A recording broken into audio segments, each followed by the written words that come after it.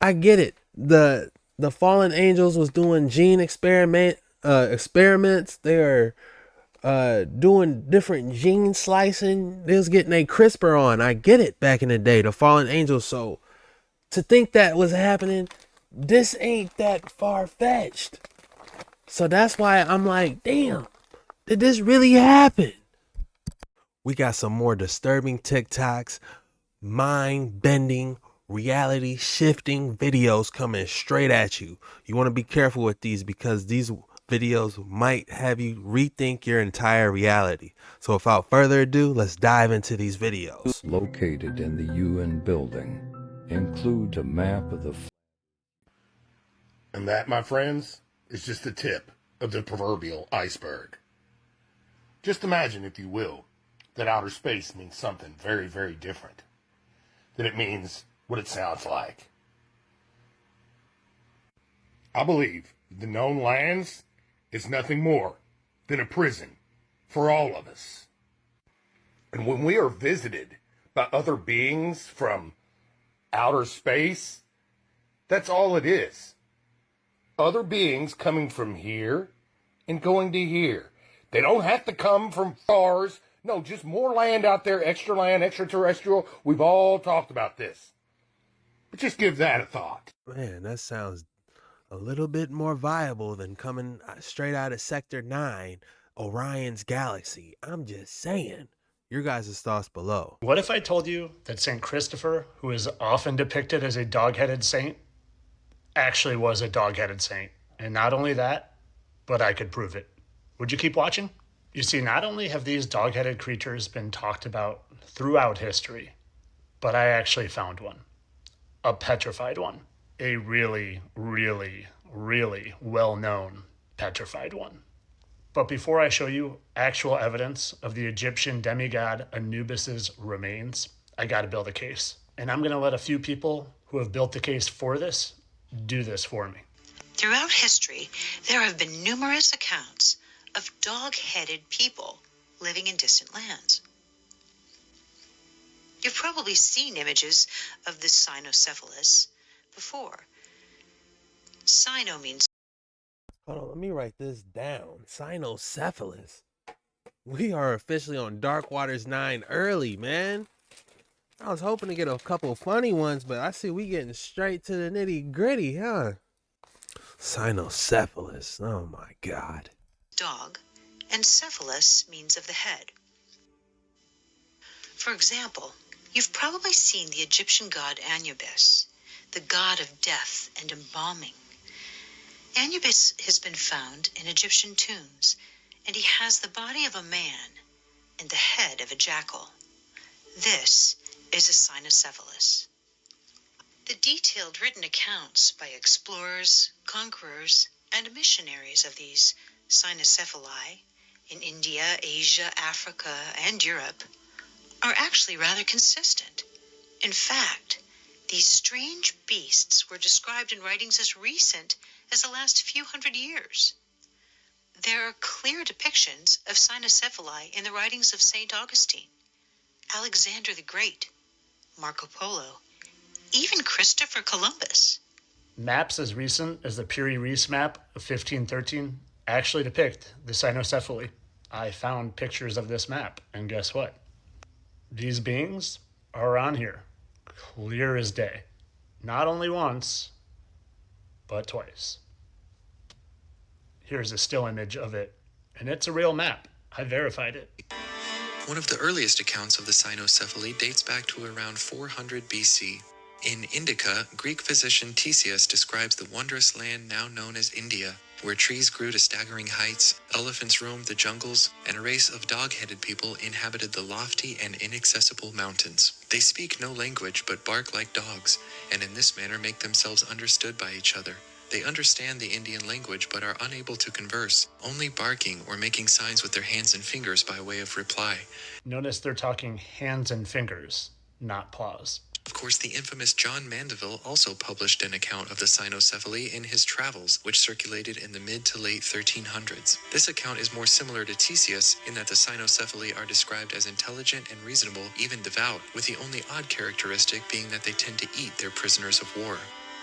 After that isle go men by the sea ocean, by many isles, unto an isle that is clept Nakumera, that is a great isle, and good, and fair. And all the men and women of that isle have hounds' heads, and they be clept cynocephales, and they be full reasonable and of good understanding, save... Now, St. Christopher is not only said to be a dog-headed being, but also a giant being.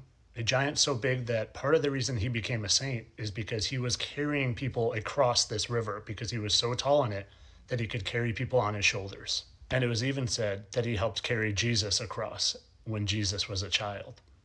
So up until this point, I've only presented you evidence from other people, other people's stories, other people's maps depicting these beings. But this is where I come in. This is where I seal the deal and hopefully open your eyes to the fact that not only did these exist, but they existed on a stature bigger than your wildest dreams. What I want to first remind you of is there have been giants here. The Bible talks about it, and we see evidence all around us. Evidence of the mountain literally being petrified giants, titans, in fact. And let me also remind you that not only were there giants, but there was wickedness in those days. There was cannibalism, and there was hybridization of humans and animals. And this is where I really step in. I had heard that this giant cave that resembled a dragon was in Egypt, so I wanted to explore Egypt. I was just looking at this cave before making this video. I kid you not. I saved the picture because it was so wild. We're going to jump back on this one after this video. Got my notes, my handy dandy notepad. But instead of finding this, I found something much, much bigger.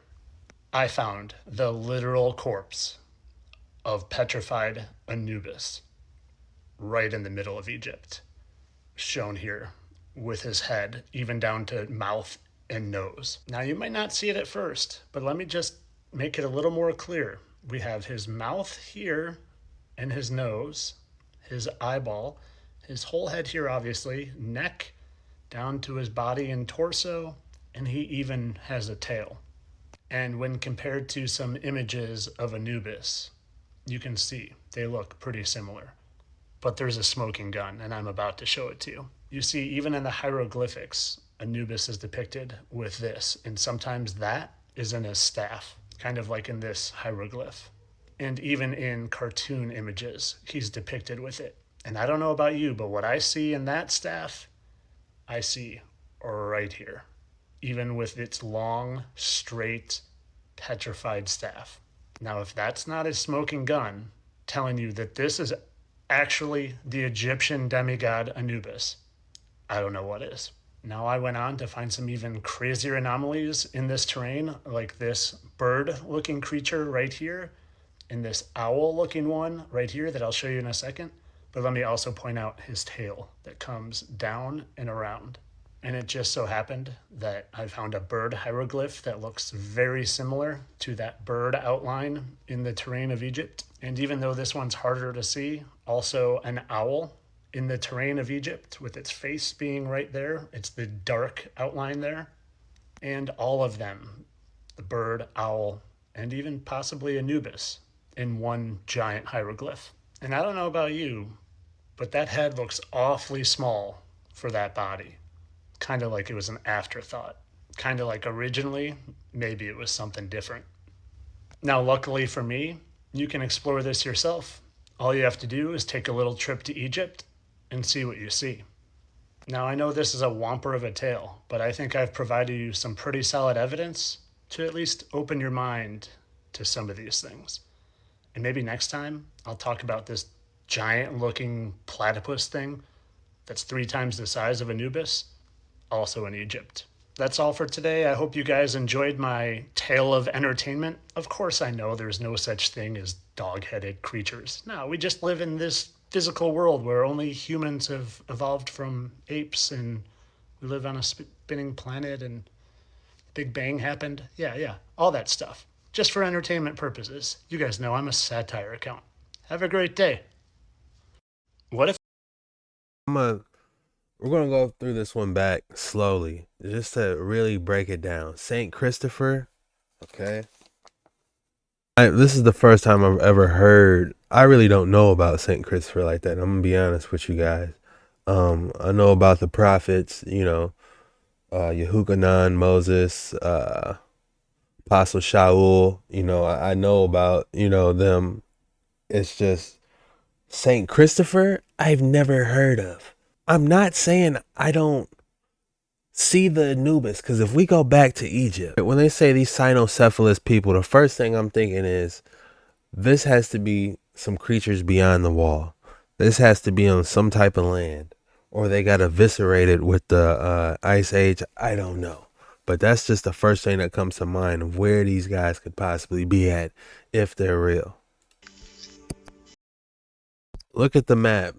Pierre de Sellers 1550 world map. This is going to be a juicy one. I have to cover this. I can't look away. This is disturbingly interesting, guys.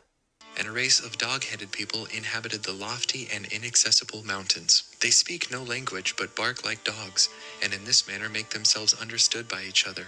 They understand the Indian language but are unable to converse, only barking or making signs with their hands and fingers by way of reply. Yeah, and if we look here, we can see the hand signs going on. Okay.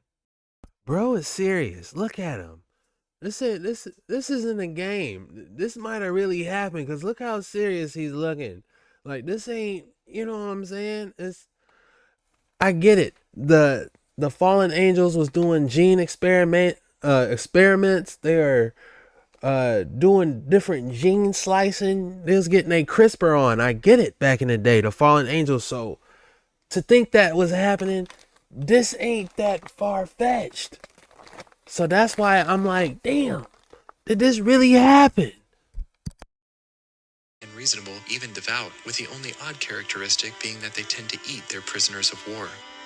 After that isle go men by the sea ocean, by many isles, clept Nakumera, that is a great isle, and good and fair, and all the men and women of that isle have hounds' heads, and they be clept cynocephales, and they be full reasonable and of good understanding, save. Now, St. Christopher is not only said to be a dog-headed being, but also a giant being. A giant so big that part of the reason he became a saint is because he was carrying people across this river. Because No, I get giant people in the day, so it's not that far that there were giant people back in the day. All right, this is what I was waiting on.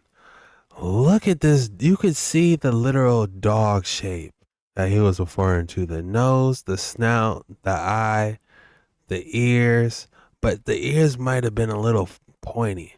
If I'm not mistaken, jackals, have pointy ears, right? So this is more like a flap down.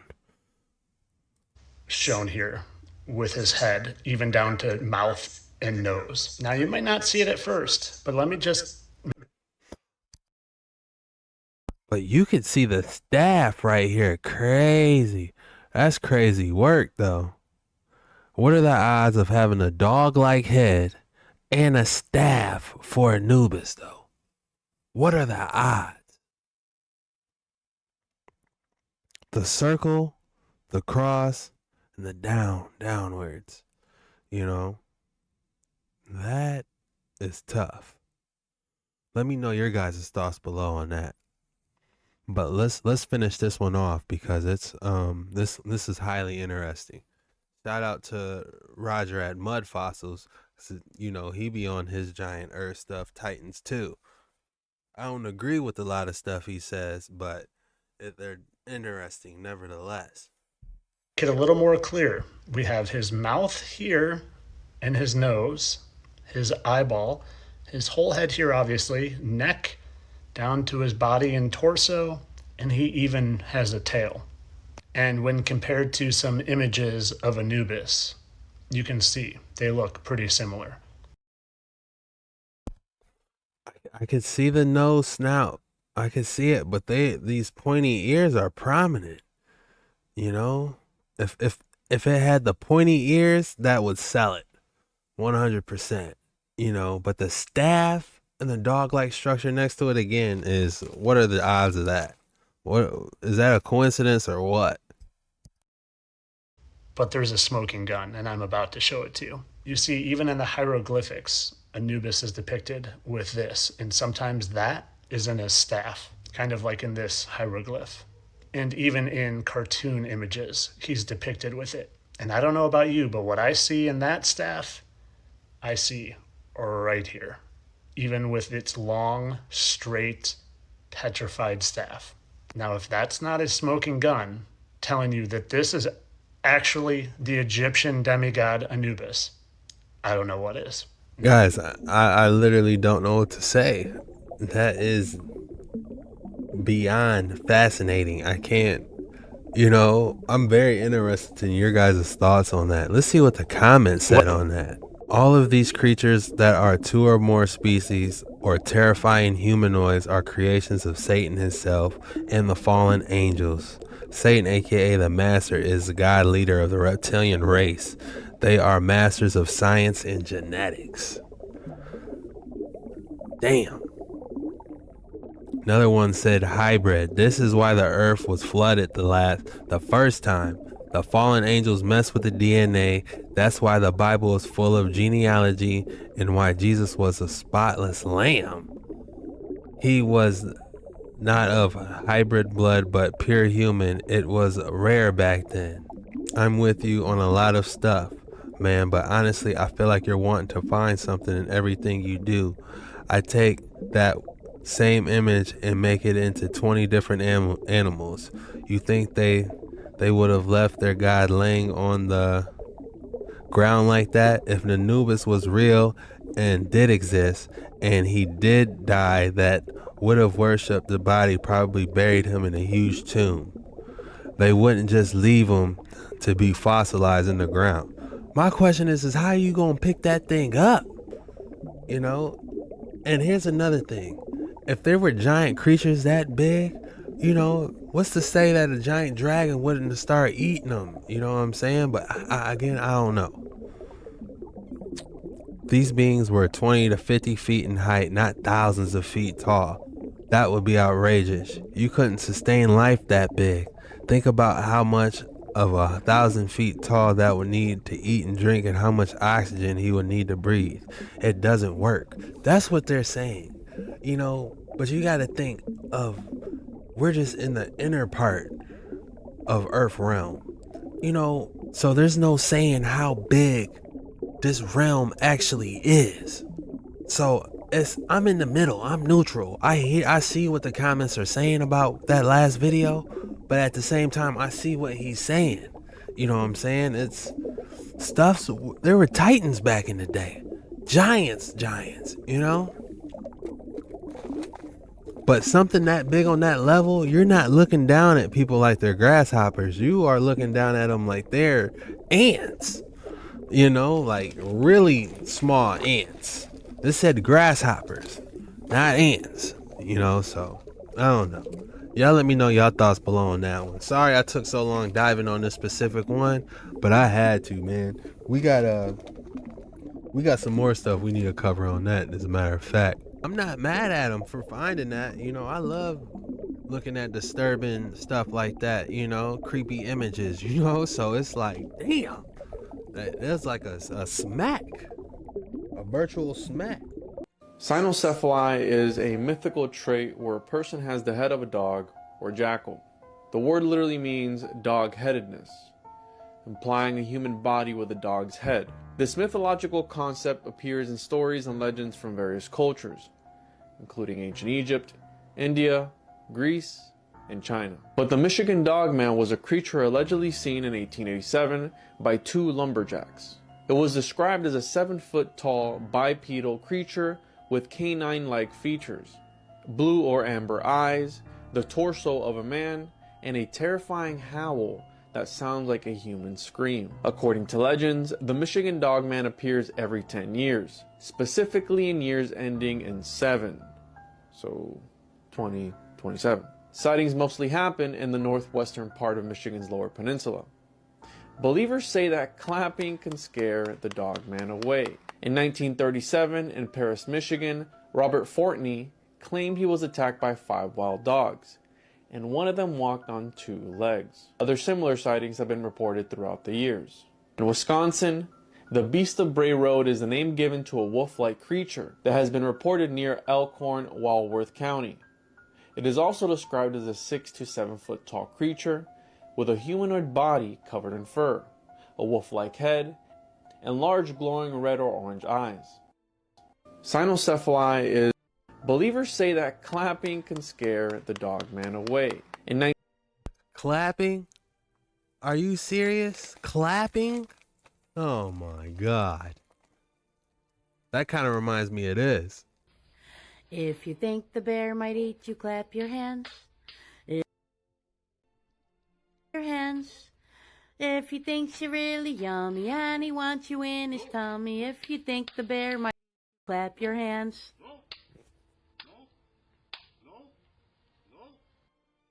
I was not expecting that song. I just was trying to play that video. But man, shout out to Baby Turtle for that video. She sent me that. I mean, what are you supposed to do in that situation? Probably like spread your arms out and like yell. That's what I would do. Like, ah! You know what I'm saying? My man started clapping. And then he reached in his pocket like he had a Dillinger or something, you know? Like that was going to make the bear, but it seemed like the bear just was genuinely interested. That's why when that saying you get attacked by a wolf man and, you know, you start clapping, that ain't working here. So I wouldn't recommend that. My question is why would our ancestors draw this in the first place? That's my question.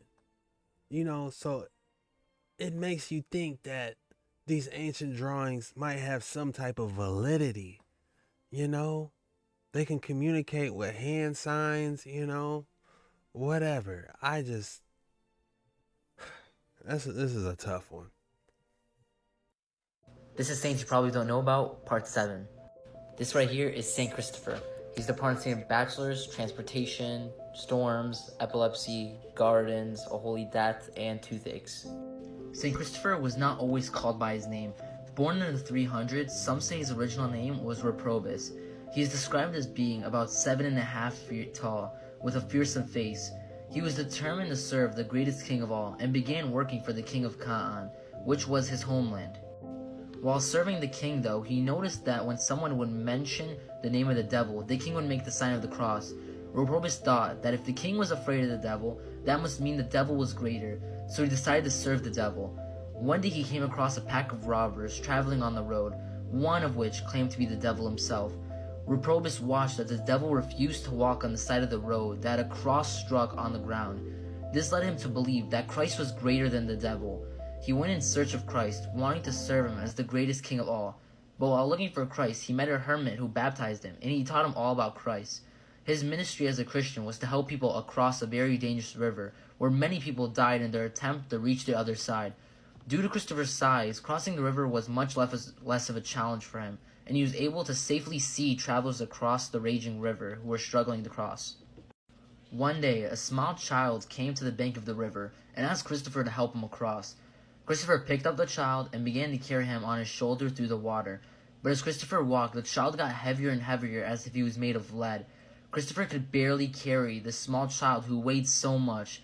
Upon reaching the other side, Christopher remarked to the child that he had grown quite heavy as he carried him. The child then revealed to himself to be the Christ child, or Jesus as he was a baby, and that weight he felt was the weight of the entire world on his shoulders.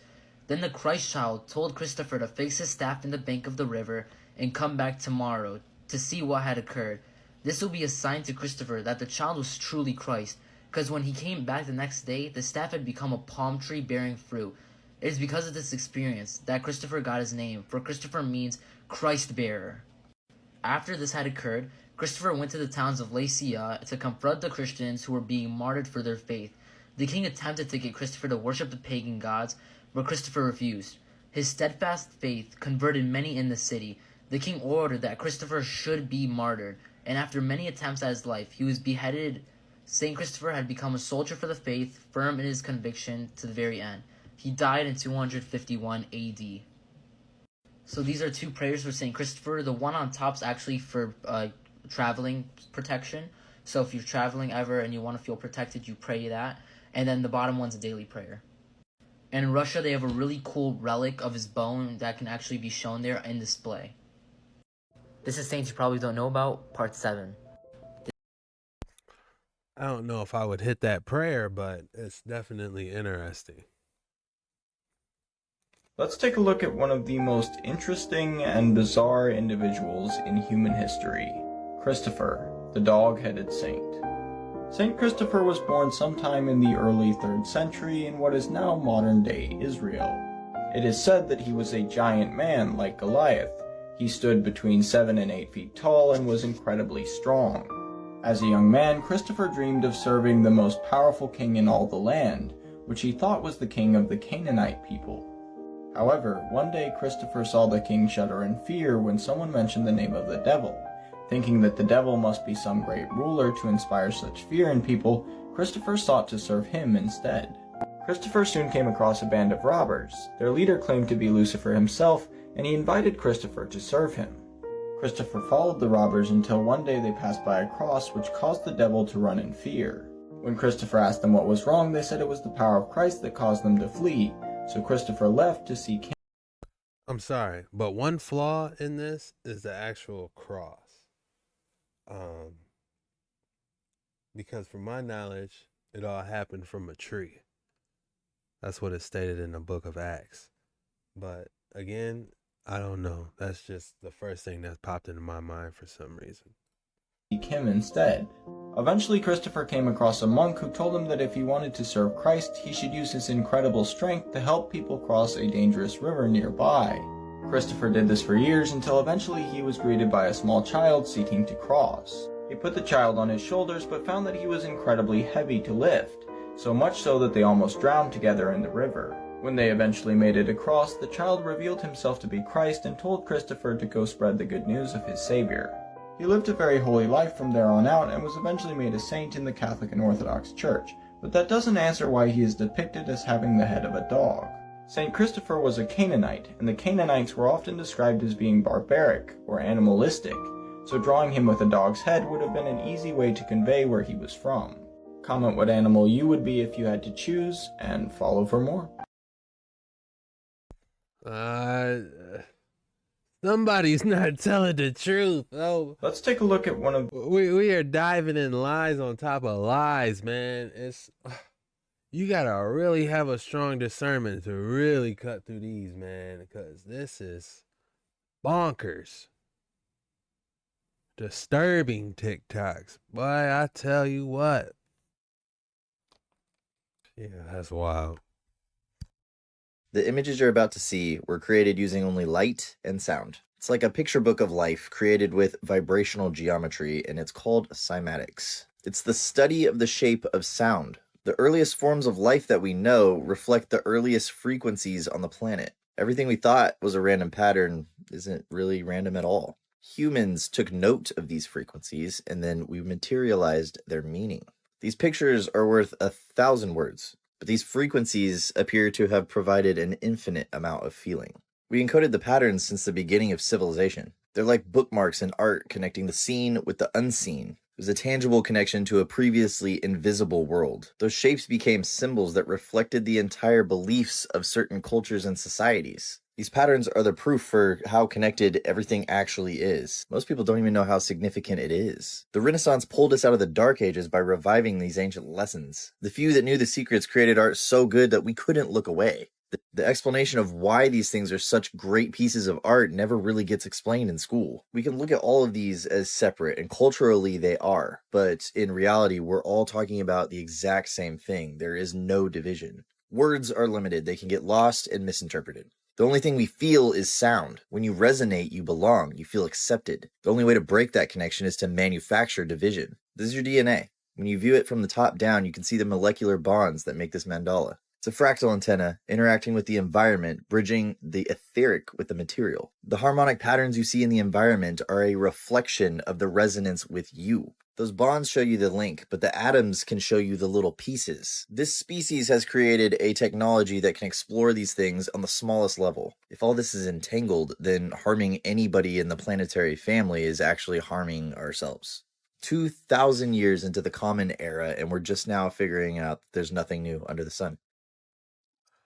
Damn. Did you guys see the CERN? Looked exactly like the top down of a DNA. That is fascinating.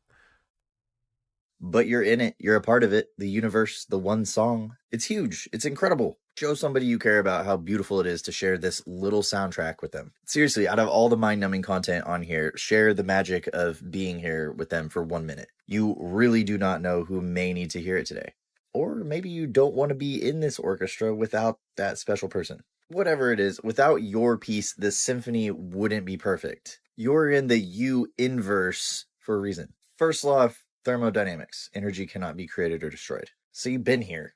Everything that is couldn't be everything without you. Now go make the best of this song. You know who's here to help you if you need it. Damn. That was a good one. That brother was deep with it. Shout out Base Forge for that. This world is not what we have been told. But they tell us, just very discreetly, like how this trail here is called the Dragon Head Trail. And it just happens to be right next to the Dragon Canyon. And this giant dragon takes up almost the entire state of Utah. And you can see it here, outlined in red right. A giant Charizard, man. We covered this deeply. Go check out my previous lives. And I got a banger where we covered this deep. But it's a good one, so I'm going to let it finish. To its head. And how the belly of the dragon trails just literally probably happen to be the belly or the insides of a giant dragon. And when you go to the other side of the country and see similar things that are located right there, just also happen to be the insides of another giant petrified dragon with its spewing there and its mouth here and eyes there and its body almost the entire East Coast. And then when you leave the United States and go across the earth and you check out the Mayan volcano and see another dragon clear as day, and you realize the real reasons that volcanoes exist. But of course, this was all for entertainment purposes. I know this is just some sort of pareidolia. This world. All right, I'm going to show you guys how to use the Nikola Tesla 369 code to literally create whatever reality you desire. Now, if you are unaware of how powerful 369 is and why Nikola Tesla was so obsessed with it, pause this video, go watch my previous video, and then come back. Now, this is how you're going to use the 369 code to manifest anything that you want. Okay, so you're going to write 3 affirmations in the present tense. For example, I am so happy and grateful for my unlimited abundance and freedom. Then we are going to speak these affirmations 3 times each. So in total, we're speaking 9 affirmations. And as you can see in my last video, Tesla discovered that 9 is the most powerful number in this universe. Now, this part is extremely, extremely important, guys. As you speak these affirmations, you need to visualize and feel the feelings of already having that desired reality. Feelings and emotions are the most powerful tools to create your desired reality. And the more you practice this, the better you will get at it. Now, here's a pro tip that I do that will actually speed up the manifestation process. I actually speak these affirmations into my water. Now, if you guys haven't seen the documentary, The Secret of Water, by this man, Dr. Mizuho Emoto, I highly suggest you go and watch it. But to keep it short and simple, he literally discovered through science that your thoughts, feelings, and emotions can directly impact the molecular structure of water. As you can see in all these examples, love, truth, peace, wisdom, they all make the water geometrically precise. And we are... Mizuho Emoto? You know we gotta type that in. To yourself. So this is Dr. Emoto, and he did 2 experiments that are incredibly interesting. The first experiment had to do with water. He would take these water samples and he would think either negative things like you fool or positive things like thank you. And look how the crystals form. I mean, look at these. Friend, look how beautiful that is. I can do it versus I can't do it. Honest. Here's the impact of music on these water crystals. Just look at these differences. Thank you, wisdom, truth, eternal, angel. All these verses, you make me sick, evil, polluted water after a prayer. Look at that. Here's some more before and afters. A prayer was offered with the water. Like, this is so cool.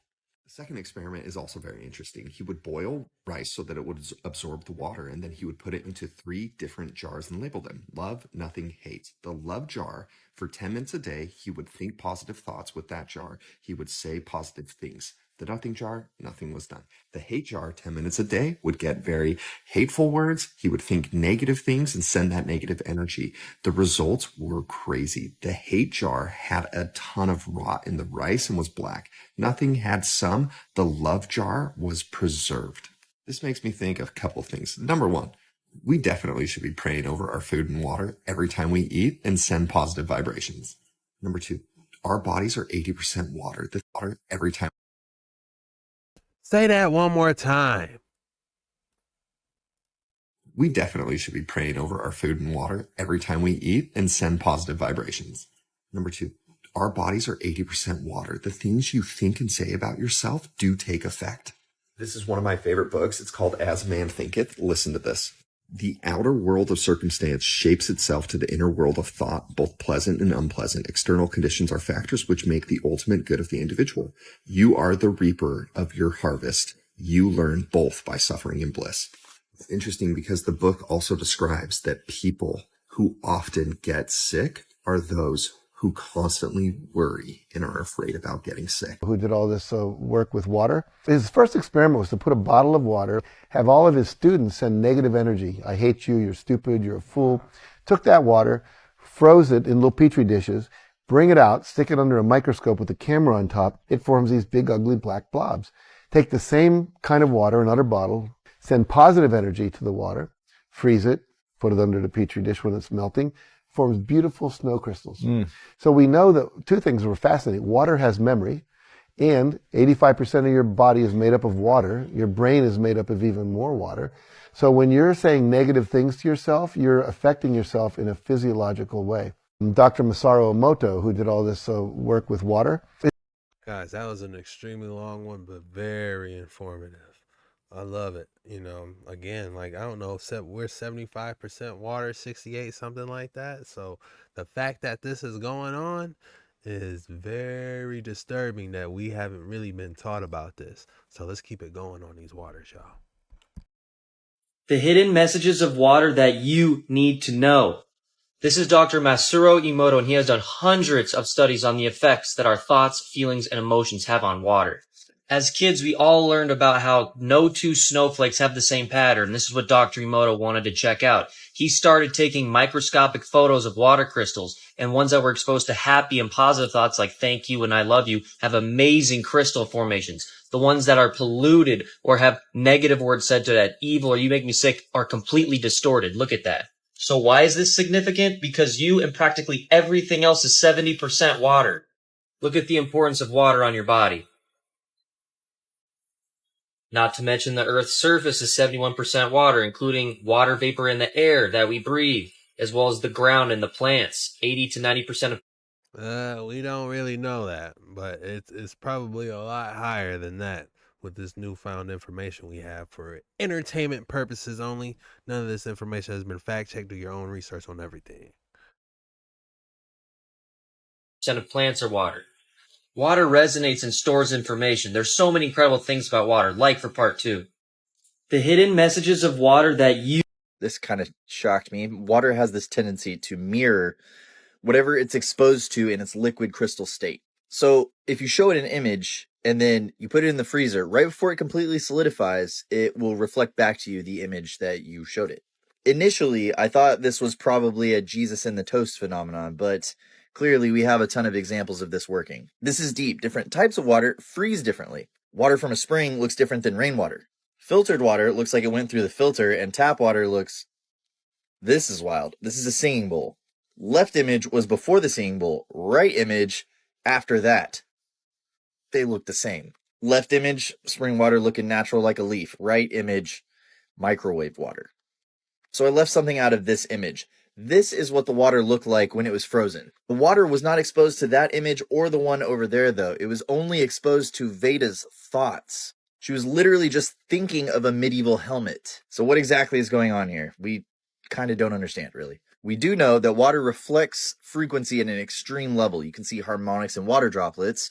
You can see rainbows and the entire visible light spectrum through a water droplet. In a way, it's kind of a window into the unseen. Even the forces of nature and their respective patterns geometrically can be seen when we look at things like vortexes. And I've seen a lot of cymatics and a lot of interesting frozen frequencies, but if you want to explore all of this, Veda has a brand new book. She was kind enough to send it to me. It's literally hundreds of pages of evidence of this happening. She shows you the technique. It's a very interesting read. If you're interested in this kind of thing, I'll put the link to the book in that bio link right there. You can find that link right underneath all the links to my weird books as well.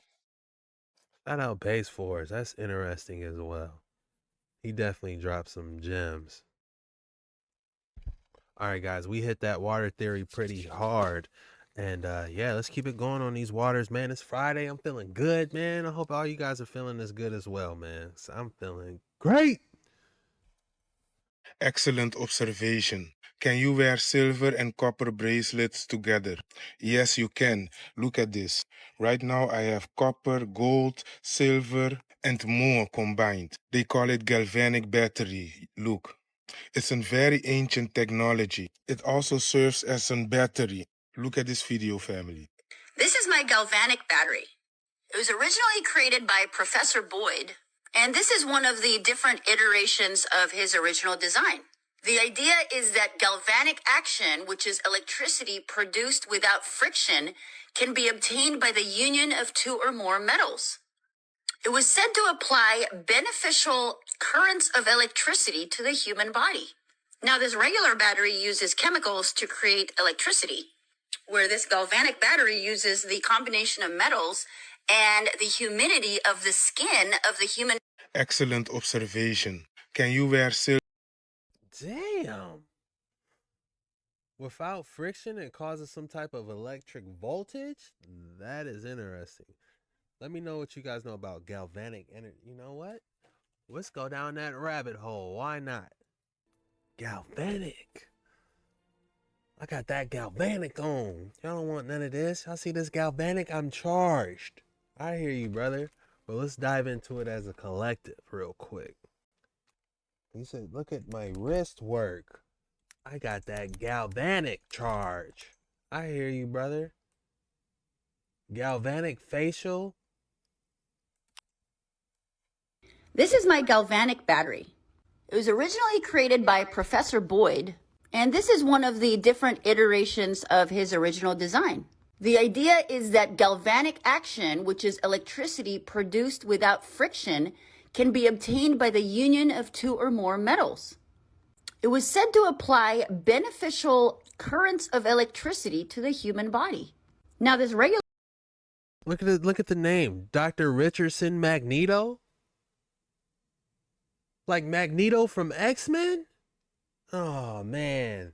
They knew all this stuff when they met Star Wars, X-Men, Marvel. They knew some stuff, didn't they? Dr. Richardson Magneto?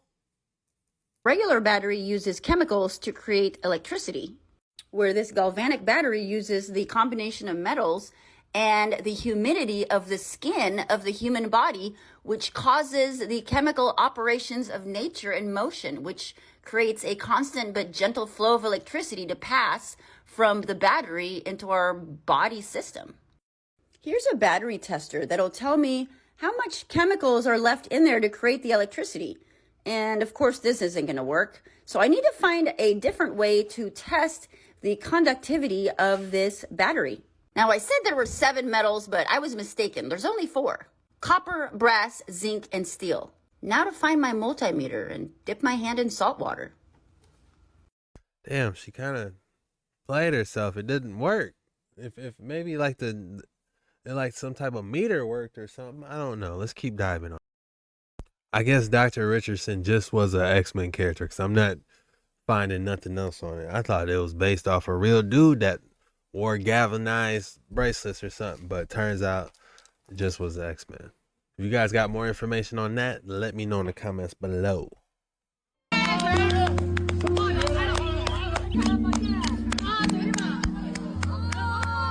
Excellent.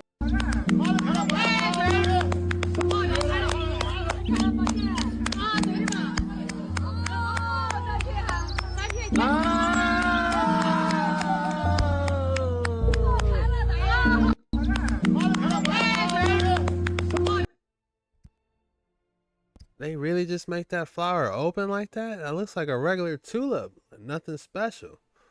Do we have confirmation on this? You want both sides of your brain to be synchronized, and with this technique, this is how you do it. Now, like I said in one of my older videos, your whole body can be found in your ears. A secret point that you can use to stimulate your brain is right here at my earlobe. This corresponds to my whole head. My eyes are within here, my ears are within here, my mouth, my tongue.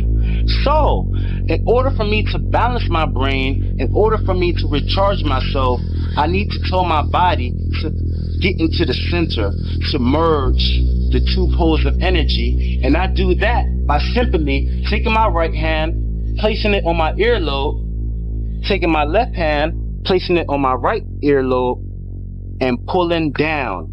Now, as you pull down, put your tongue touching the roof of your mouth, and I want you to squat. And you can just stay like this for as long as you want. But by doing this, I want you to focus all your attention in the center of your brain.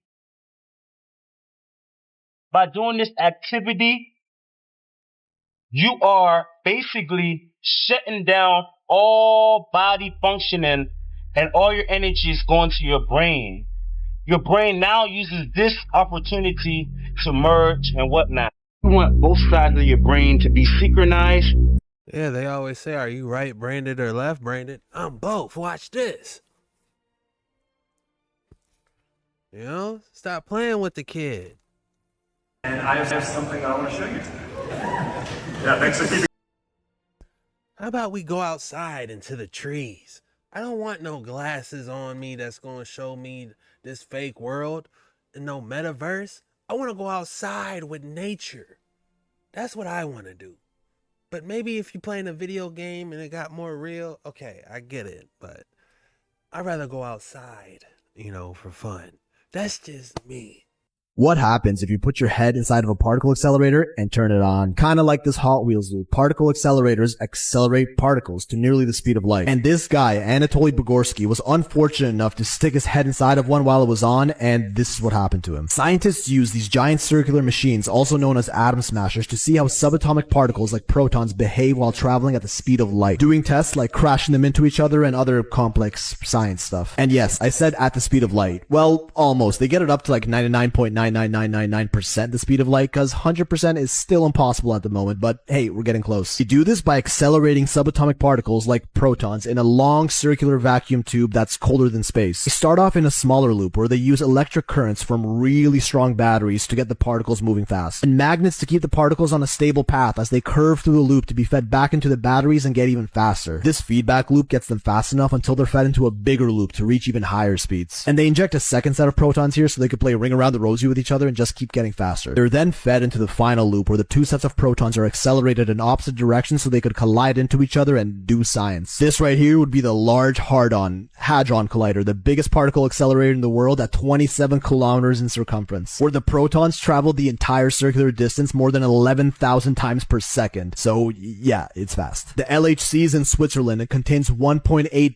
billion kilometers of wires, enough to go the distance of not around Earth, but of Earth's entire orbit around the sun twice, or from the Earth to the sun and back 6 times. Anyway, so that's cool and all, but now that we know what a particle accelerator is, let's put our head inside of one. On July 13th, 1978, a scientist named Anatoly Bugorsky was working on the U-70 synchrotron particle accelerator just outside of Moscow, which is much smaller at 1.5 kilometers, but the speeds are pretty much the same. So there was an experimentation room in this lab where the accelerated protons are exposed to open air for a brief moment, and they had bare safety measures in place to make sure that no one walks in when a live beam is going. But Bugorsky showed up to the room 5 minutes earlier than he was supposed to. Somebody forgot to lock the door, and the emergency light that signaled a live beam burnt out. Say hello to Murphy's Law. He enters the room and doesn't realize there's a beam of protons traveling through the open air in front of him because they're both silent and invisible. He bends over to have a look at a few monitors and accidentally puts his head directly into the beam of trillions of protons traveling basically the speed of light. That's 76 billion electron volts of energy passing through his skin, skull, brain, and out the other side. But the craziest part, he felt no pain at all.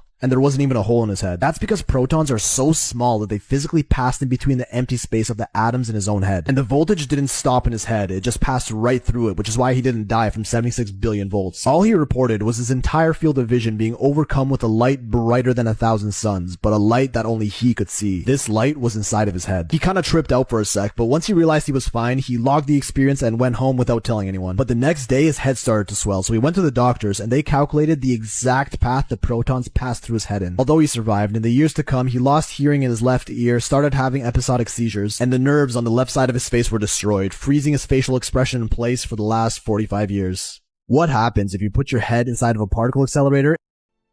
Damn. He tried to turn into Dr. Manhattan, didn't he? Oh, no.